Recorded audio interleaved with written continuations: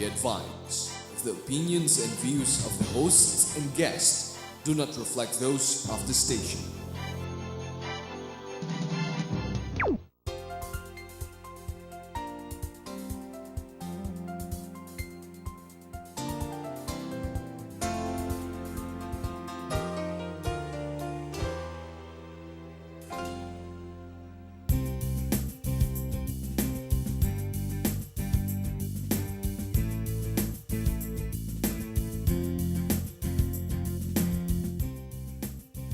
Good evening, ladies and gentlemen. Welcome to Philippines Uncut. I'm Buddy Cunanan. Now, on this show, we talk about everything under the sun. And tonight's topic is about politics. You know, folks, in the last weeks and months, there have been some extraordinary political developments in the country. And tonight on the show, as we count down the end of 2011 and usher in the new year, we'll talk about these very important events. And joining us in the studio is a very special guest. He's been in politics for over 50 years in many different capacities. He is a constitutionalist, a populist, and also a nationalist.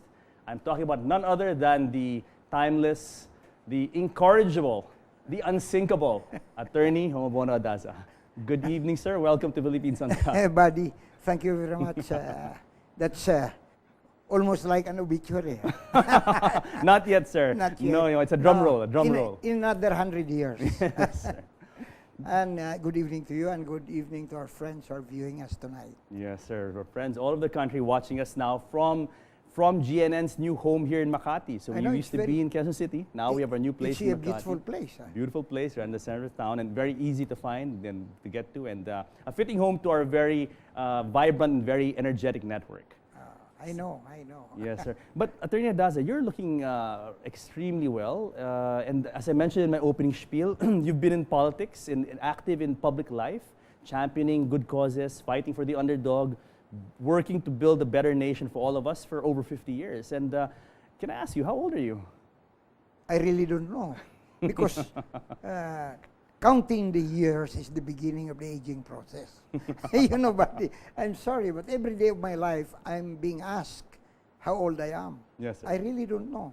Truly, I don't know, because to count the years, as I said earlier, is the beginning of the aging process. Yes, sir. So defy the years, defy the count. As a matter of fact, if possible, don't celebrate your birthday. It reminds you Forget about the that birthday. you've been born somewhere in the past. Forget about it. No, it's amazing, sir, because I've been a political observer for about 20 years already, and I've seen you in different capacities over different administrations, and you look exactly the same. I mean, no change. You know, I was a sponsor in a wedding with 5 mayors from Pampanga. One of the mayors seated close to me did talk to me during the ritual, and when we were already in the reception, he was also my seatmate. And I was worried that this guy may be angry with me. And then all of a sudden he said, compadre, I'm sorry, but I did not talk to you in church. You know, I didn't like to embarrass myself. Why would you be embarrassed? You know, I've been wondering, are you the father or the son?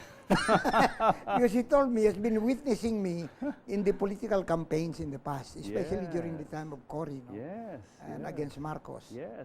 So it's highly complimentary that people are wondering that I'm the son instead of the father. Yes. What is the secret of your longevity, sir? I mean, we all want to live as long as you, and then, of course, to discover your secret. So different from the secrets of others, because I know 90% of the people in the world, not just in the Philippines, attribute their secret to something else. In my case, I depart from all that because my secret is I've stayed young and vigorous because I dream dreams for this country and our people. What is your dream for the country, sir?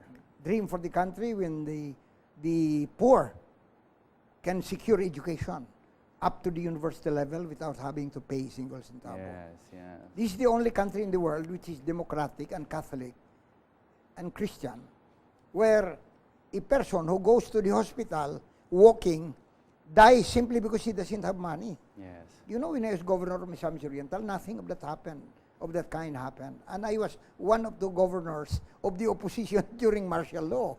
I made possible that nobody in the hospital will die simply because he had no money. Yes. What are the different positions you've occupied, sir, over your very colorful and interesting career in government? What are the different positions? Yes, I was governor of the province of Misamis Oriental. As I said Yes. earlier, one of two opposition governors during martial law. I was a member of parliament, one of 59 Yes. members of the opposition The in Batasan, the parliament. Yes, in the in the Batasan Batasan. Pambansa. And then during the time of Ramos, grudgingly, because Doy Laurel was president of the Nationalista Party, I was vice president, and he asked me to become commissioner of immigration. I really didn't like to be commissioner of immigration because earlier Ramos, through Jude Venecia, made offers to me which were more attractive and enticing, but which I rejected. Okay.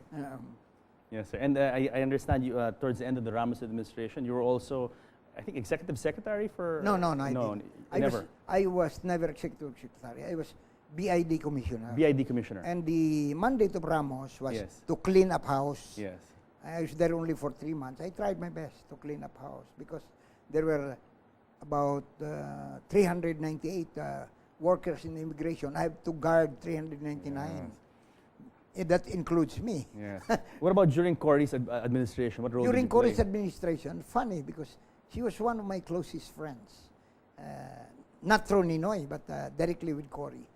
She asked me several times to tell her what position did I want. And I was always telling her, no. I'm not interested in a position. I just want you to succeed as president. No, you tell me, what position do you want? Cory, I'm sorry, I don't like any position because the position I have in mind, you cannot give. And then Cory said, smiling, why don't you try me? So I said, really? I want your chair. That's the position I want. And she almost died laughing. But okay, aside from being a public servant and champion of cause and all that, you're also an author. And you've Yes. written, how many books have you written, sir? I have written about 3 books of speeches. Okay. 2 of them when I was governor of Misamis Oriental, 1 when I was no longer a member of parliament, and in the last 2 years, Yes. 4 books Yes. about my own experience, my analysis of the Philippine situation, and my projection of what should be the future of this country. They're all in these 4 books. Yes. And actually, we have some books in front of us, and this is not one of your books, but No, it is no, your no. bedside reading. Yes, Because yes. you mentioned earlier about the need to dream and the benefits of being a dreamer, and what an important, it says in the house of night, dream, A dreamer, a a dream reader. What is this about, sir?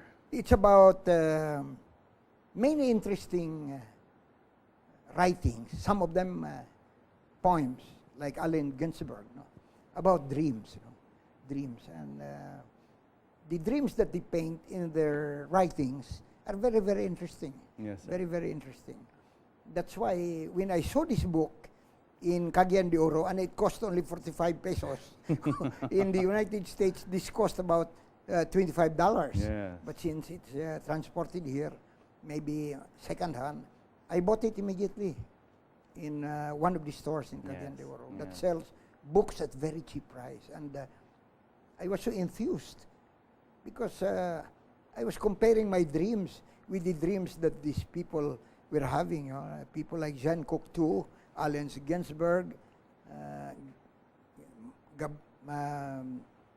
and Philip Roth. Yes. Yes. So many of the famous, Doris Lessing, some of the Nobel Prize winners in literature Yes. are contained in this book. So Yes. I put aside another book, which I also bought there. You must have a wide, a massive library by now, Sir No, Daza, huh? maybe about 20 to 25,000. Wow.